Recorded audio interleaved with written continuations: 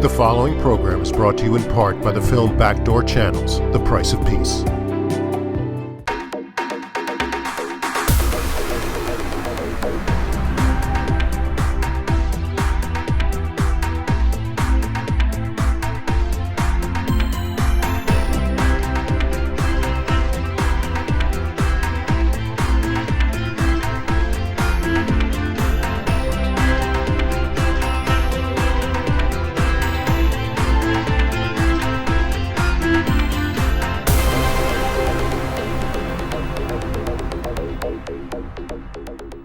Welcome to another Leon Charney Report. We have a really eclectic and exciting show tonight.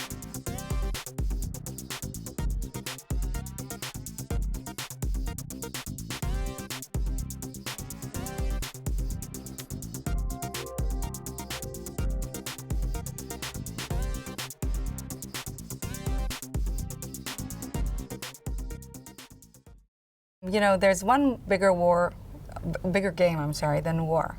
And that's a game of hope. And we prefer to take a look at what we're doing as a game of hope versus a game of war. No fighting. Right, absolutely. I want to emphasize something that's really important. We're universal, and we take a lot of care not to talk about politics because we're not political. And I think within the 1,000 women we have in Supersonas, we have every different, we have from the left, we have from the right, we have from the middle, and it's really important for us to stay apolitical. She's never the right person because she's a woman. She's the right person if she's the most qualified. And it's never I'm here because I'm a woman. I'm here because I'm qualified, and I'm the best person to do the job. And one of the things we realized is that we'd like to stay independent, no strings attached, and to create sustainability and that kind of freedom, we have to create building blocks to support us. So we registered a company, and most of the activity is supported by other activity that we generate within. And that's how we continue to grow. So we call ourselves a social enterprise, because in order not to have to go and ask for donations and have to go by the requirements of whoever it is donate, we need to be independent. To be independent, we need to be able to bring our own cash flow that will help support our agenda. We have so much work cut out for us. I don't think there's one certain goal, but we have just launched the board unit. We have just launched Supersonas New York. We want to work on these two issues. I don't want to talk about the next one because we have so many and they're all equally important. But I want to talk about the founder of Supersonas, the lady behind it all, the Hatvel that Galit was talking about. She always says the same thing. We know our work is done when our daughters will not need an organization like ours anymore. And that's, I think, all of our goals, is that the next generation will not need an organization like Supersonas. The gender balance will just be a given. The status of women 20 years ago is there's some places it's definitely improved, and some places it's just stayed in the same place. I can tell you that regarding boardroom positions, it's been the same. I know I've gone back 10 years. It's the same. 10 years ago, we were about 15-18% of boards. There's definitely places that there has been advancement. And the salary gap is the same. The salary gap is the exact same. But if you talk about the status of women as housewives or working women, yes, we have made advancements, but it's just not enough. It's not even close to being enough, and it's much, much, much too slow. And one of the things that happened, it was about a month ago, that there was an article that came out that said it's going to take 40 years for us to close this wage gap. We don't have 40 years to wait. One of the things that we strongly emphasize is that we believe in creating that energy that is contagious. And Narkis mentioned we love men, and we love what we do. We love our community. We love our country. We love being women, and we're proud of being women. And this energy and the creativity and the innovation and the good vibes. And the good vibes, and capitalizing on chance and harnessing technology to create the platform that enables us to continue and spread our seeds of the gender balance is, I think, something that is just going to continue to grow with the help of people who believe in what we're doing. We can change gradually and improve and create a better place for everyone. We have women who are left-wing and we have women who are right-wing, and they both share the problem of the salary gap. It's a universal problem. All of the issues that we want to fight, a lot of it is education on both sides. A lot of it is activism. I think when you were looking for the activism, the politics, we are going to work on activism. We speak in conferences. We work with PR to get our message across. There's a lot of activism involved, and we call whoever it is we want to change the way they're working. We call them, we ask for a meeting, and we talk to them. And we've made quite a few advances just by talking and showing. Because a lot of the problem, I know that on the board unit, a lot of the problem is that people are not aware. Right. When I came and showed, when we launched the board unit, and I showed the research I was talking about before, where the bottom line is affected. If you have more women in the boardroom, the bottom line is affected. I think once we get that education out, and people are more aware, then that's part of the solution. So we're talking about activism, we're talking about education, we're talking about this unique database, which is technology, which is so important, because so often we say, okay, I would love to put a woman on my board, but I can't find any. So these issues, it's activism, it's education, it's a database, and it's community. It's awareness, a lot of awareness. Awareness. We have Jewish women, we have Arab women, we have Druze women, we have Ethiopian community women, we have women all around Israel, from all walks of life in Israel.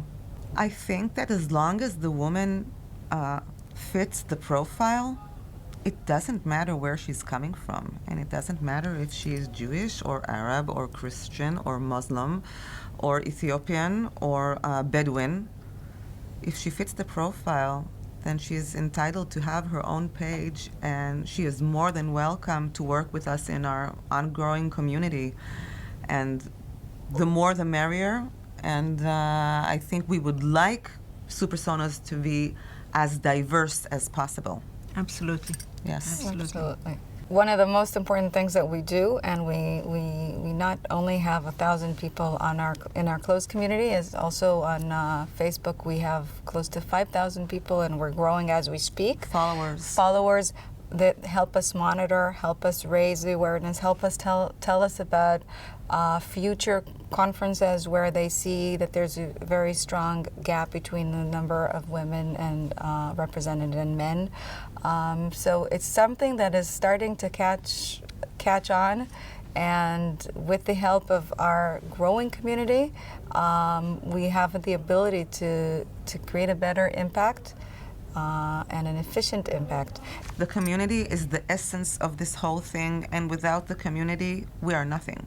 You find that because we have, as women, we do have a lot of responsibility in the home as well, that we're very, very efficient, because we have to be able to make sure that we're the best we can be, both at home and at work. And we've become very efficient. It's something that nature forced us to be. That's very true, and plus, I think that today, it's not right to continue talking about motherhood and careers.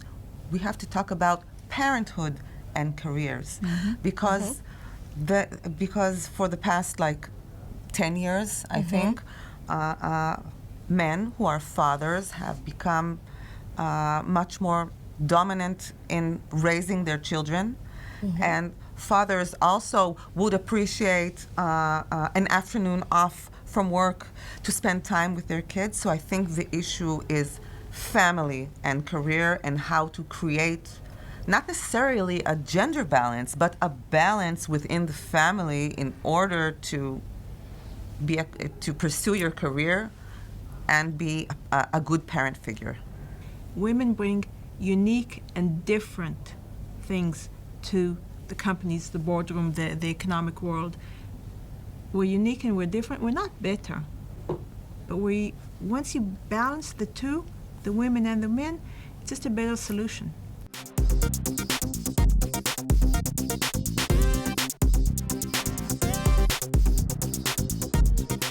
Welcome to another Leon Charney report, and we are going to talk to you tonight about Iraq with some person I really admire. Her name is Jane Arraf, A-R-A-F.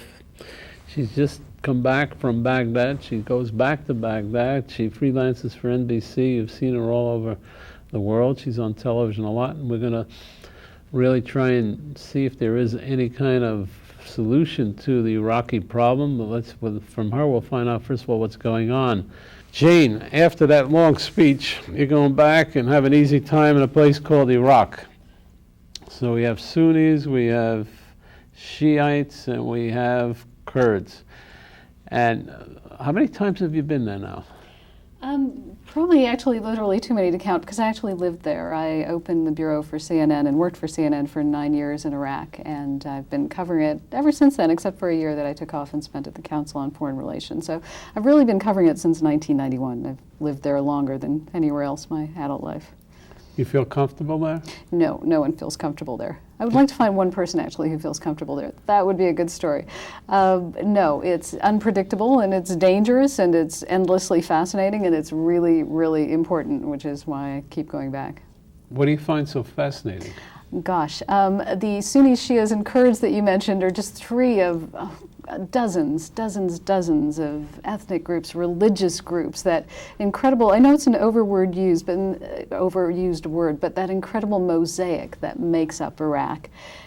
It's part of it is that this is a huge puzzle, and it's a really important puzzle that it's essential to get right. And it looks much clearer from a distance. You know, when you get there on the ground and you're out with troops, as I was over the last few weeks for the website Iraq Slogger, you realize how intensely complicated it is and how we have to figure out what's going on there. We have to understand that country if we're ever going to try to salvage anything out of it. What is Iraq Slogger? Iraq Slogger is a website devoted entirely to Iraq, and it's run by Eason Jordan, who is the former head of news at CNN, who departed CNN. It's essentially a place where people who are obsessed with Iraq really go to get their news and viewpoints and they have reporters?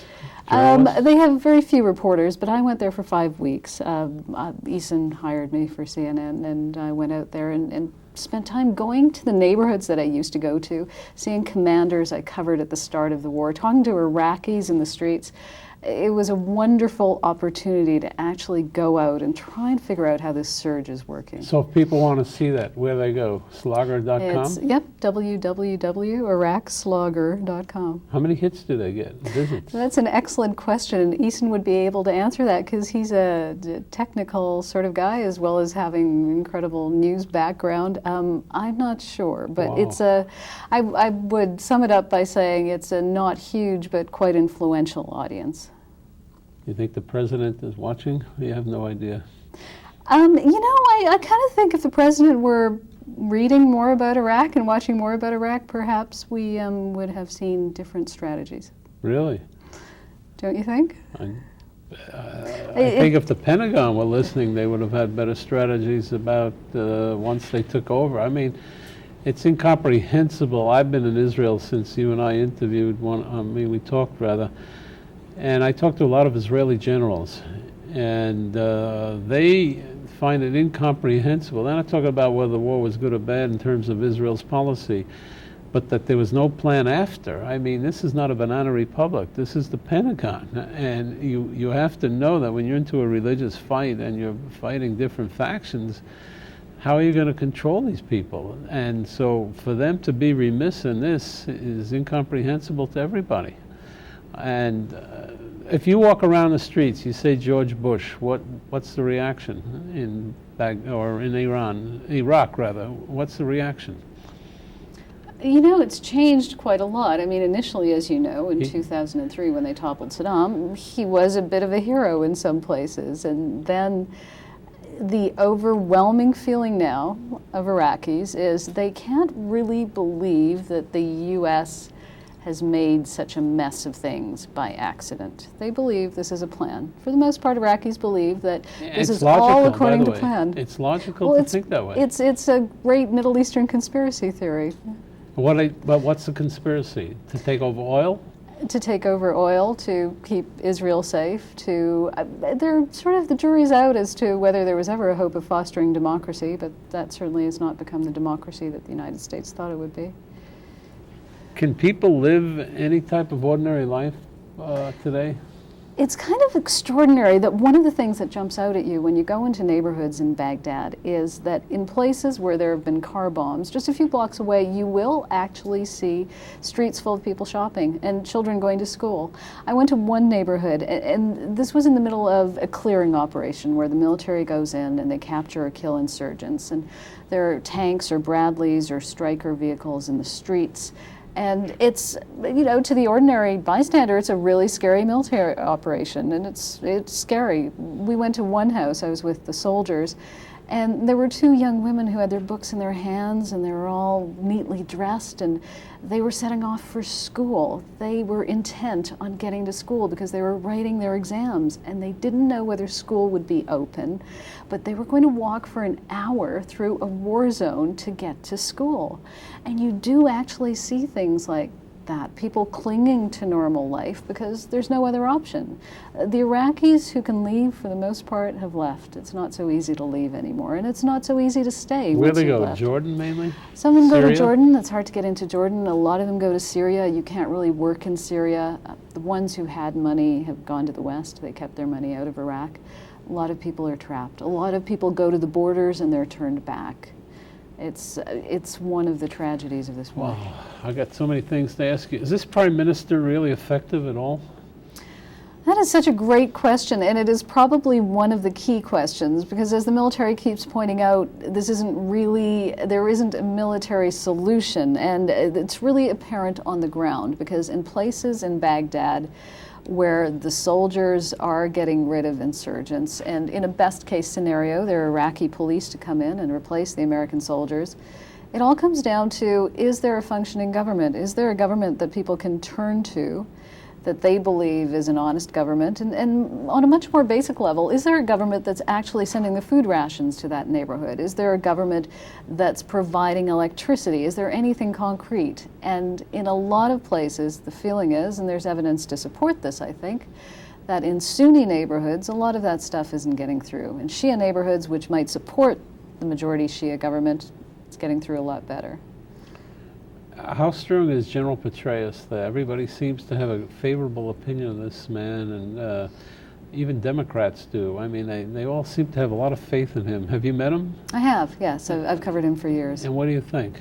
I think he's extremely impressive. He's driven. If anyone... Is he a West Point guy? Or you don't know? I should know. I believe he was a West Point guy. Before this, he was at Fort Leavenworth, where he was in charge of officer training, not just in Leavenworth. He was also in charge of NATO, and he was first deployed to Iraq with the 101st Airborne as commander of that division in northern Iraq, where things went pretty well until the situation changed. He is someone who can fight this very complex war on all sorts of levels. He specializes in counterinsurgency. He came up, along with a Marine commander, with the first revision to the counterinsurgency manual that the military has had in decades. He understands it intellectually. He knows the players there.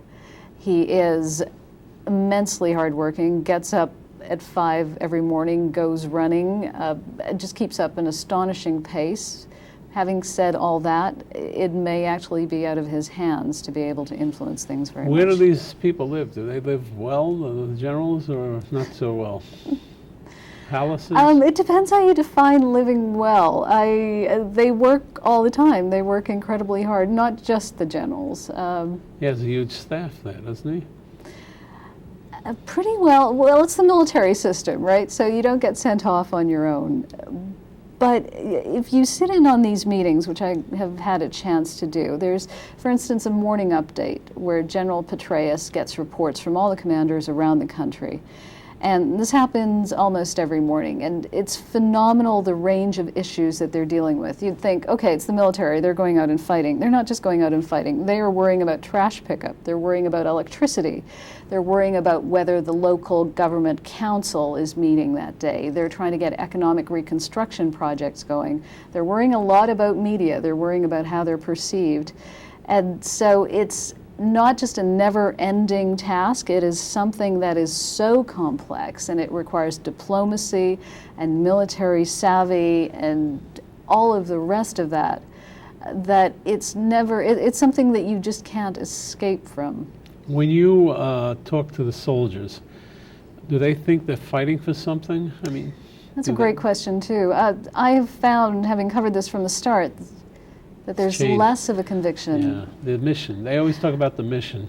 Yes. And what's the mission? They don't know. Well, I think they all do think they're fighting for something, because if you didn't think you were fighting for something, and you were going out there every day and you were seeing your buddies die, I mean, you just could not hold an Army or a Marine Corps together. But what they think they're fighting for has changed. And at the most basic level, a lot of them now, what they're fighting for is simply, they're fighting so that the guy next to them isn't going to be killed when they're out there. It's not so much anymore about we're going to bring democracy to these people. It's gotten very basic. It's gotten to the level of, we're fighting so we can make this community and these Iraqis I see every day have a better life in some cases. We're fighting so that I can go home and I won't have to come back again. Or there's still an element of we're fighting to keep America safe, but that one is a little more tenuous. When you wake up in the morning, are you sad to be there? That's a really interesting question. It's tragic. It is absolutely tragic. You know what? It's so tragic that I would rather be there than not be there, because it's harder not to be there. It is much harder to watch it unfold from a distance. It's I not understand as, that. yeah. I was in the Yom Kippur War as a journalist, by the way. And I went into Syria without a passport and Egypt without a passport. It's pretty gutsy. We went with the Israeli Defense Forces. And all my relatives were screaming, why do you need this? Why are you here? And I was there basically to tell the Senate how much the Soviets were giving ammunition. Then I came back to the Senate and testified. But you'd rather be there than not be there. I mean, this is the feeling I had. I understand you. Most people won't be able to. They'd rather go home and watch American Idol tonight. But I understand. And there's certain adrenaline that happens too, because you feel you're part of some momentous events that are going on there, and you're there, you're reporting it. We're back. We're talking to Jane Arraf, whom I respect tremendously, and if you watch my show a lot, I don't say that very often. She is a powerful, great journalist and very courageous. And to keep going back there and reporting from Baghdad is not a simple task in life. Jane, the Sunnis, the Shiites, we know that the Islamic religion produced these sects because there was no male heir to Muhammad. And will these people ever be able to live together? You were there when Saddam Hussein took hold, right? Mm-hmm. Were they able to live together then? Well, they were. It was a bit artificial because he kept the lid on a lot of the divisions that were there, and it was, as you note, a division over the succession of rule. Is it a civil war now? It is a civil war. It's been a civil war for some time. I remember when Lakhdar Brahimi, who was the UN envoy, came, and this would have been 2.5 years ago or so, to Baghdad, and he said, you have to be careful this does not turn into a civil war, because nobody plans for a civil war. It happens. It happens because people let it happen. And at that point, nobody was talking about civil war. And of course, it's like the term insurgency. Nobody wanted to use the term insurgency until long after it was recognized that it was an insurgency. It has been a civil war for a long time. It's been a low-grade civil war. Have you been able to meet with Maliki, the Prime Minister? I haven't seen him lately. I do know him. Is he intelligent? Yes, he's extremely intelligent. He is very intelligent. He's in a very tough spot. Is there any part of the Iraqi government, of these ministers, do they live well now? Are they having a good time? Sometimes you see this happening, you know? you know, they get a lot of criticism for not showing up for work, for all sorts of things. It's not as if being a government minister in Iraq is you get a nice cushy job and a nice cushy salary and a car and a driver and you go to your office. It is basically you put your life on the line, you put your family's life on the line. So many of them have had relatives killed. I mean, imagine if a requirement for holding your job was you were facing the prospect of having your mother-in-law killed or your brother or your children even. Why do they do it? That's such a great question. Some of them do it because they want power. Ego. Many of them do it because they believe. They believe Whatever in their happened to country. Chalabi? Chalabi is still around. He lives in Iraq? He spends a lot of time in Iraq and a lot of time outside as well. He spends no time in Jordan since he was convicted in absentia, as you know, of defrauding a bank. Chalabi was the one of the fellows who was allegedly involved with the CIA and talked the United States government, at least through the CIA, saying that they should take down Saddam Hussein, and then there was a lot of stories, negative and positive. He's a character, that's for sure, and a very wealthy one, I think. He's definitely a character, and he will continue to play a role. And I'm sure if you had a microphone, he'd talk to you every minute, right? He likes the microphone. He goes through phases. There are times where he's been quite elusive. There are times when he definitely wants publicity. He has put himself forward. Is he in the government now? He has an unofficial role in the government. He's been playing a leading role in the de-Baathification process and into trying to come up with an oil law. He's thought of, despite everything, as a brilliant economist, and he has been trying to play a role as mediator between some of the various factions. He doesn't have a lot of credibility in Iraq, but he is thought to be generally quite brilliant. Are people, I interviewed Bob Gates. I like him a lot. I think he's a good man. Are people, anybody remember Rumsfeld at all? Or he's a forgotten man. Oh, how could we forget Rumsfeld? No, I forgot him. I don't know what he does now even. He's probably at the American, I don't know where he is. I have no idea. Rumsfeld will forever be associated with that war in the minds of sure. Iraqis. So, do you see an end to this thing? That's a great Everybody question, asks too. you this, I'm sure. How does it end?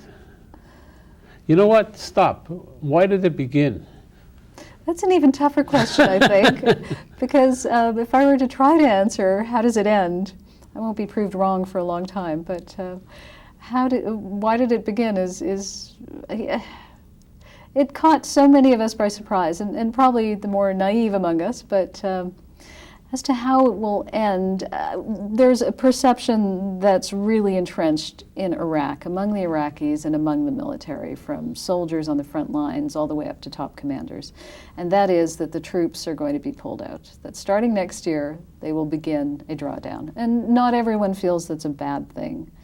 And then the question is Iraq, is Baghdad particularly, going to be in any sort of shape to be able to rush in soldiers and police and an infrastructure and a working government to kind of plug those holes? Because soldiers and the Marines right now are not just fighting, they are actually hiring people to pick up the trash. They're still using emergency funds to pick up the trash in Baghdad 5 years after the start of this war. Do you have viable Iraqi policemen and army? Are they really trained at all? No one knows. I mean, you hear stories. It varies really widely. I was in places over the past few weeks where they have the remnants of a former commando unit called the Wolf Brigade, which is one that was taken off the streets and retrained, given new uniforms and retrained in human rights protection, because they were thought, their commanders, some of them were thought to have been involved in death squads. The commanders were removed. These guys are back on the streets. People are still really afraid of them. In other places, the police are seen as a helpful force, and the army, they're seen as relatively competent in many places, but they still have a lot of problems getting food out to themselves, getting medical care. Logistics.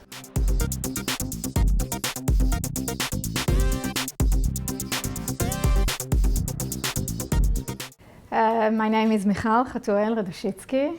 I work here at INSS, the Institute for National Security Studies in Israel. I'm a PhD candidate at Tel Aviv University, just across the road from here, in political science, and I'm writing my PhD about state stigmatization in the international arena. Well, Israel is undergoing quite a negative campaign, I think, in the international arena. Here in the INSS, I'm researching the BDS movement, Boycott, Divestment, Sanctions movement, which is modeled after the South African AAM, anti-apartheid movement, which existed in the 1980s until 1990s when South Africa became a multiracial democracy. The BDS movement is modeled after the AAM, the South African movement, and that's what I'm researching, to understand how this movement is impacting Israel, if at all, and what the repercussions of this movement's work is. At the outset of my words, I will say that Israel is not an apartheid state, unlike the stigma that Israel is, or that the BDS movement is attempting to impose upon Israel. The main difference is that Israel is a democracy, and it's a democracy that's engaged in a self-determination conflict. South Africa was also engaged in a self-determination conflict, but South Africa was obviously not a democratic state. De facto and de jure, South Africa was an apartheid regime. It was based, the regime was based on race. There was the Lands Act, the Group Areas Act, the Population Registration Act, which treated different citizens according to their skin color in different measures. So if I was a white South African and I would drive my car anywhere and I wanted to fuel, to put petrol in the car, and I went to the petrol station, there was a whites-only bathroom and there was a blacks bathroom. If I wanted to go to the cinema or if I wanted to use public transportation, these things were separate. I went to a school, I was educated in South Africa, whites only. So in that respect, obviously Israel and South Africa are very different, completely different. I think that a lot of the attempt to impose the apartheid stigma is based in ignorance. There is a lack of understanding of the complexities of the situation that Israel is found in. Having said that, we obviously have a problem. We're in a situation where we're in a self-determination conflict with the Palestinians for many years, for many decades. We're preventing the Palestinian nation, people, with their own state or their own their aspirations to an independent state. For various reasons, maybe some are justified, some aren't. I'm not going into that, but obviously you can understand where the seed of the stigma is coming from. And I think that the main difference also, if you look at the South African conflict and the Israeli conflict, is that whereas in Israel and with the Palestinians, we want to separate, and we need two separate states, a state for Palestinians and a state for Israelis. In South Africa, we had to learn to live with each other. The idea was to have one rainbow state where everyone can live together. And that is also a central difference between the ANC, which led the anti-apartheid movement and anti-apartheid ideals, to what we have here with the BDS. Whereas the ANC charter and the struggle for freedom of the black people in South Africa was very mindful of the white population in South Africa. The ANC charter caters for the white population. It reflects South Africa where everyone can live together. It refers to freeing the white man from the shackles of apartheid. What we see here with the BDS movement particularly is a will to impose Palestinian land on the entire area. There's no reference to the security of Israelis or to the aspirations of Israelis to have a homeland for the Jewish people, and so forth.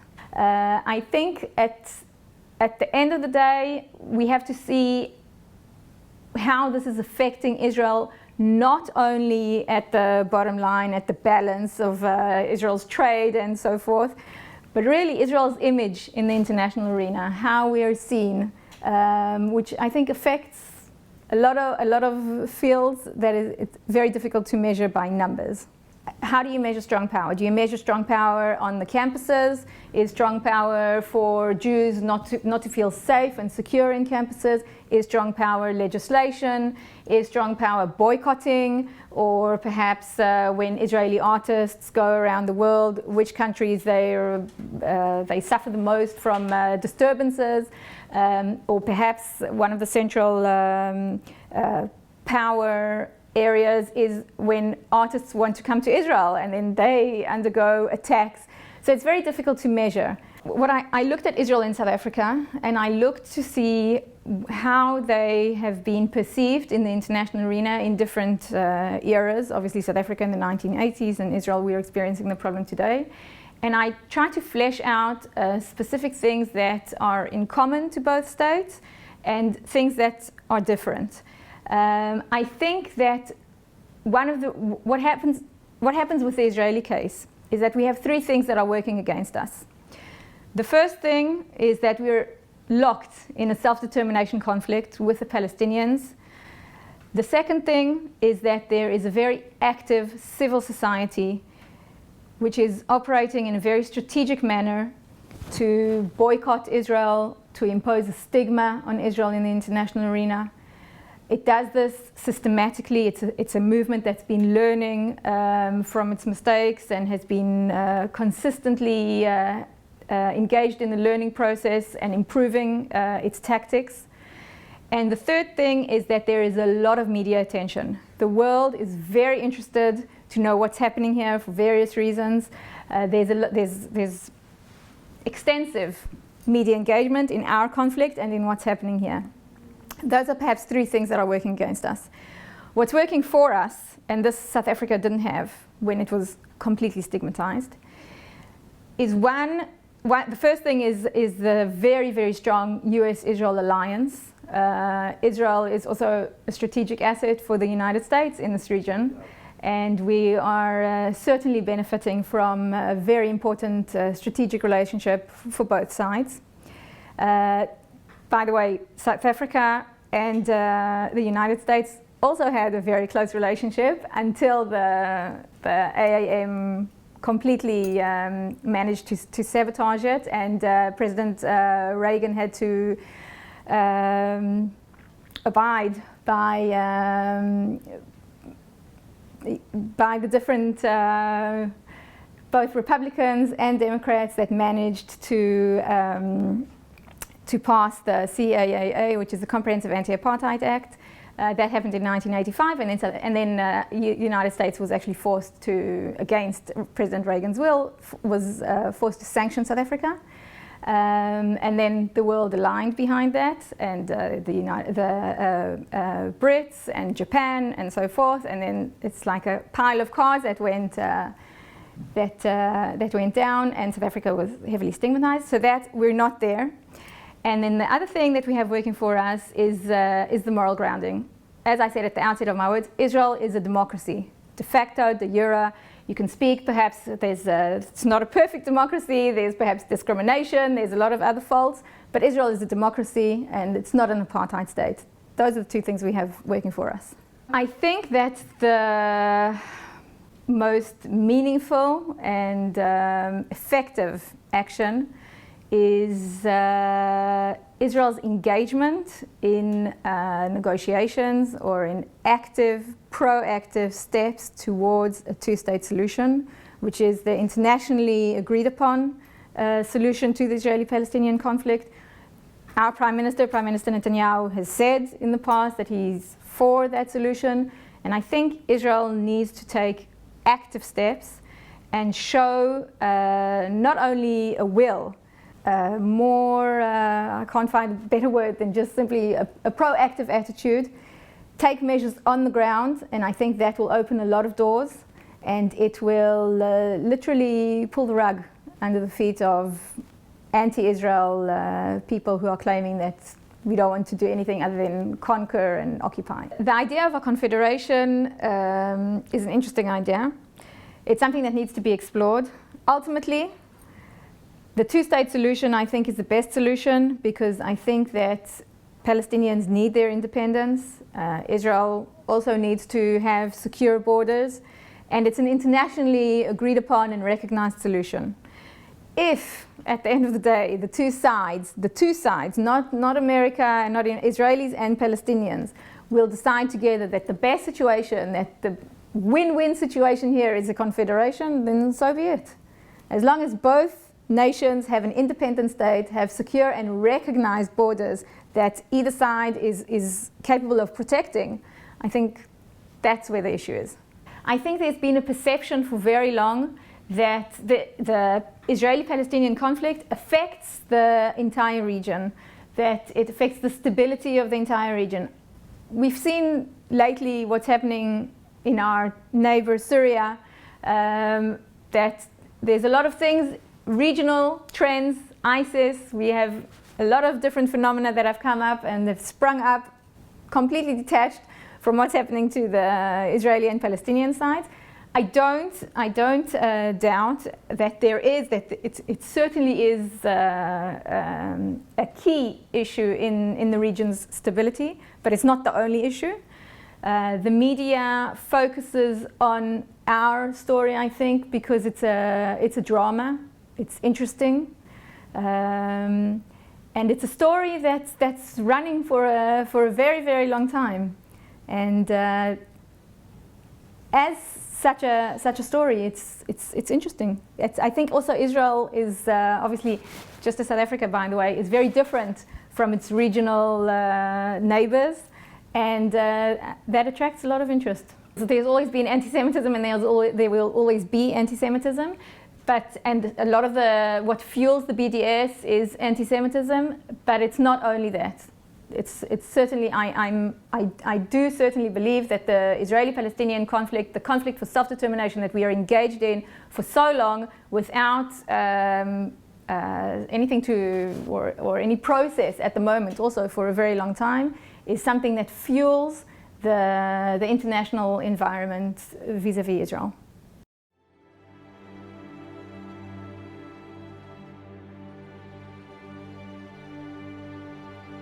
Peace means taking into account the dignity of other people and the fact that there are other people who have certain rights.